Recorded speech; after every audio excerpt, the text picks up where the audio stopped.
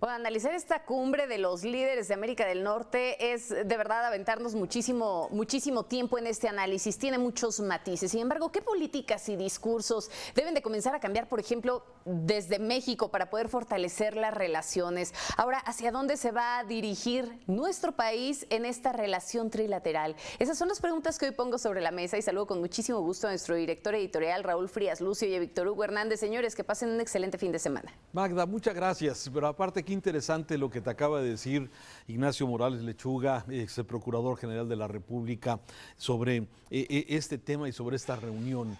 Víctor, y yo creo que tiene mucha razón Ignacio Morales Lechuga sobre las letras chiquitas, ¿sí? Porque vimos y escuchamos al discurso del presidente López Obrador en la reunión bilateral con los presidentes, tanto con el primer ministro Trudeau como también con el presidente Biden, ¿sí? Y la verdad es que, a ver, tú que eres un analista a profundidad, sí, seguramente hoy vimos pues, a un presidente, Víctor, que dio un discurso bien planteado, un discurso bien estructurado, con ideas claras, no hubo improvisaciones, no hubo esos sustos que luego se podrían dar en reuniones de este tipo y que está tan acostumbrado el presidente a en las mañaneras sacarse de la manga cosas, datos falsos, medias verdades. O sea, la verdad es que fue un discurso que desde una perspectiva me parece que estuvo centrado. Uno de ellos, la petición concreta al gobierno del presidente Biden, sí, para la regularización de 11 millones de mexicanos. Me parece que ese es un dato duro y que nos muestra exactamente un buen planteamiento. Otro que también destaco es, bueno, este tema de la interpretación, de la integración regional a través de este fortalecimiento de América del Norte para hacer frente a pues lo que significa China precisamente. Me parece que el presidente no hubo sorpresas, no hubo, digamos, situaciones que de alguna forma fueran preocupantes en este sentido. Pero por otro lado, Víctor, están las letras chiquitas, el significado de lo que no se dice, que es parte de lo que comentaba Morales Lechuga. Sí, lo que se acuerda. Normalmente lo que hemos aprendido de estas reuniones, Raúl, es que antes y después, pero sobre todo antes, hay una serie de reuniones y cabildeo y acuerdos que no trascienden y que ya nada más prácticamente, como se dice en el argot periodístico, se planchan, se acuerdan, se planchan y se preparan para la aprobación final. Y finalmente los presidentes o los líderes hacen un papel más que nada testimonial, simbólico, en el que se manda otro tipo de mensajes, ¿no? El mensaje de la unidad, el mensaje de la disposición a trabajar, las sonrisas, los abrazos, los brindis, los buenos deseos y las buenas intenciones. El trabajo duro se hace en otro lado, ahora sí se hace en la parte que nosotros normalmente no vemos, no sabemos, pero que después nos enteramos y que después también como sociedades pagamos. Y ahí es cuando empieza a salir esa famosa letra negra chiquita que a veces no vemos y que nos quedamos con las primeras impresiones. Así es la política, así ha sido siempre y así han sido las relaciones diplomáticas, ¿no? Las relaciones entre naciones. Todos jugamos a poner nuestra mejor cara, aunque tal vez por dentro cada uno está pensando en los problemones que tiene. Pero sí coincido contigo, creo que es una reunión en la que el hecho de que no haya habido sorpresas es ya una muy buena noticia. Y también en el sentido de que de alguna manera creo que salimos fortalecidos, por lo menos con las intenciones. Creo que atravesamos por un buen momento, Raúl, en la relación con los Estados Unidos, que siempre son relaciones complicadas y que no sabemos en qué momento se vayan a descomponer por la decisión de uno o de otro país. Pero creo que en este momento nos hemos puesto de acuerdo en cuestiones fundamentales y casi siempre el asunto tiene que ver con dineros, y con economía.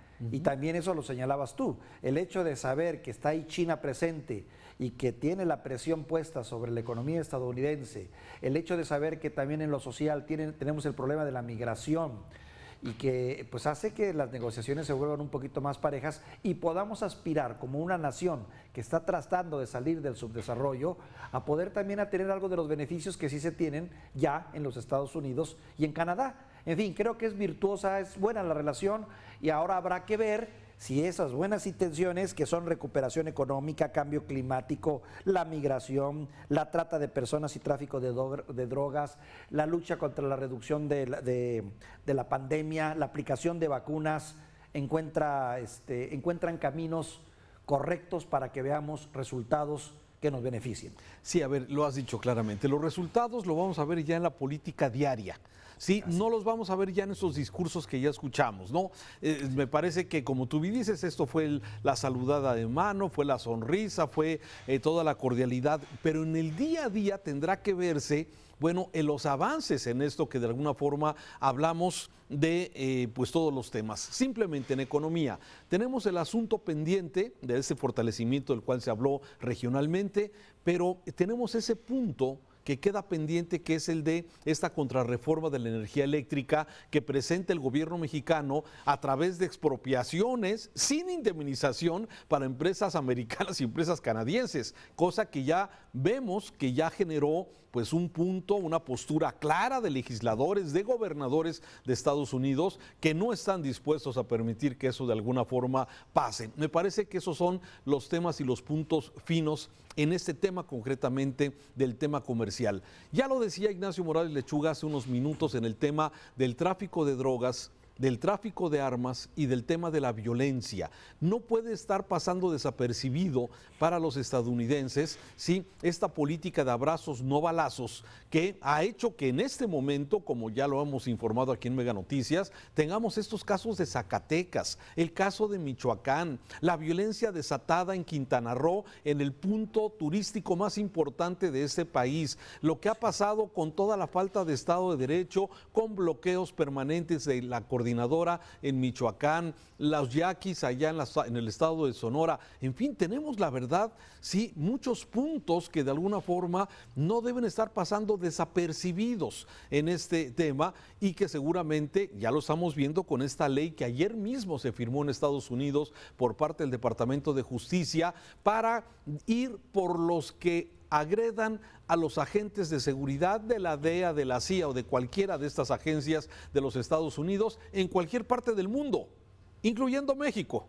Sí, así es que, bueno, todo esto seguramente ya lo veremos en el día a día, pero digo, yo no creo que haya sido una sorpresa que esta ley la firmara el presidente Biden ayer mismo en los Estados Unidos, donde se va a permitir la entrada de agentes de estas agencias a perseguir a quienes de alguna forma en su momento agredieron agentes de la DEA o de la CIA. Esto me parece, más que una descortesía, me parece que debe estar enterado el gobierno mexicano de que esto iba a ocurrir, ¿sí? Y finalmente, bueno, queda también un punto fundamental, un punto central en todo este tema, el tema de los sindicatos, ¿sí? Y el tema, desde luego, del tema de la reforma eléctrica que ya mencioné. Parece que son puntos que veremos, sí, qué tanto camina, y desde mi punto de vista, Víctor, el que hoy, si tú quieres refrendar tu visa estadounidense para entrar y salir de este país y que te den la cita hasta junio del 2022, me parece una descortesía de país, ¿sí? Que tú como turista quieras acudir, pero no hay citas. Entonces, esos son los pequeños, a ver, ya los vimos muy sonrientes a Biden, a López Obrador, a Trudeau, sí, pero ya en el día a día tiene que traducirse esto en una mejor vecindad y en que tengamos precisamente ese trato de iguales y no en el patio trasero que durante muchos años se le dio precisamente a nuestro país. A ver, pero hay un asunto, Raúl, que también tenemos que entender. Finalmente estamos tratando con el grandulón del barrio. No deja de ser un imperio, no deja de ser una nación con todo y las arrogancias que esto implica en sus políticas públicas y en su burocracia. Finalmente, Estados Unidos se sigue dando muchos lujos en mucho sentido en cuanto a trato y forma parte, pues digamos, de su naturaleza en este sentido, ¿no? Por eso no me extraña ciertas desconocidas, ¿no? En cuanto a lo que dices de permitir que agentes entren a México, hay que recordar que fue el propio presidente Andrés Manuel López Obrador quien detuvo esa autorización porque ya había agentes que venían a hacer trabajo aquí en el interior del país y el presidente decretó que se iban a tener que marcar nuevas reglas de juego para poder permitir el acceso de agentes a territorio mexicano. Todo esto se dio en el contexto de un enfriamiento que tú recordarás fue con el asunto del general Cienfuegos. A partir de ahí se generó un proceso de desconfianza tremendo entre las diferentes instancias de seguridad, tanto de México como de Estados Unidos. Surgió la desconfianza, surgió el recelo y hubo un distanciamiento, y esa fue una de sus manifestaciones, la cuestión de los agentes. Pero vuelvo a insistir. Pero que van a entrar, ¿eh? Ah, sí, finalmente, ahí está de nueva cuenta la postura del grandulón. Finalmente él dice, bueno, y eso lo hemos sabido siempre, la postura de Estados Unidos y de sus cuerpos de seguridad. Si me la haces, hasta el fin del mundo voy a buscar a quien la haya hecho, ¿no? Como ocurrió con las torres y como ha ocurrido con tantos otros hechos de delincuencia o delictivos que se han dado en los Estados Unidos, y que Estados Unidos se ha pasado por encima políticas diplomáticas, gobiernos, y va y dice, voy por quien me la hizo y me la paga. Es una condición propia de un imperio, ¿correcta o no? Bueno, en fin, finalmente bueno, son o de imperio o de justicia, Víctor, también. Lo que pasa es que hasta dónde qué es la justicia, mi querido Raúl, en este sentido, ¿no? La justicia es casi siempre el espejo del poderoso, que dice, esto debe ser lo correcto, pero eso ¿cómo se justifica ir a invadir una nación, ir a invadir un país, acabar con vidas, meter drones bajo el entre comillas, concepto de que hay que hacer justicia? Híjole, entraríamos en un berenjenal de discusión. Tiene cuestionamientos a aclarar, desde luego. Sí, ¿verdad? Ahora bien, pero a lo que voy es de que finalmente creo que es positivo, debemos rescatar lo positivo de todo esto que ha ocurrido, Raúl, y pienso que vamos a salir ganando todos, sobre todo en el contexto de esta necesidad de mantener un bloque, que es cierto, hay que consolidar un bloque económico que nos permita salir. A partir de la economía pueden salir otras muchas cosas, pero mientras no se consolide y se mejore la economía, vía la salud, porque ese es el otro tema, ¿eh? Claro. Vía la salud y vía el combate a la pandemia, no podemos estar hablando de valores, democracia, política pública, tenemos que hablar de las cosas concretas que pasan por economía en este momento y salud, son fundamental para sacarlos adelante, y creo que se avanzó, Sin duda, sin duda. Hay que ver las letras chiquitas y hay que ver el actuar del día a día, más allá de los discursos de estas reuniones que captan la atención, desde luego, de los medios, de las personas, pero hay que ver ya el día a día. Me parece que esa es la parte fundamental, donde tenemos que aprovechar, digamos, que México salga con beneficios en cuestiones laborales, en cuestiones de generación de inversiones y pues en todo, de alguna forma. Me parece que ya lo veremos. Víctor.